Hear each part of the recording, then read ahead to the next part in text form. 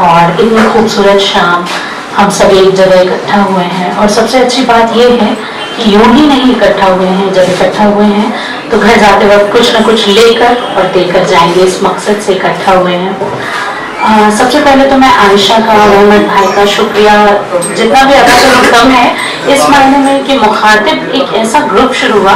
मैं आपको ये बताऊं, जब ये ग्रुप शुरू हुआ था तो मैं भी उर्दू में बहुत ज़्यादा दिलचस्पी होने के बावजूद बहुत ज़्यादा नहीं जानती थी कहूँगी, जितने अच्छी तरह से हिंदी में कह सकती हूँ कॉन्फिडेंस के साथ या फिर लिख सकती हूँ।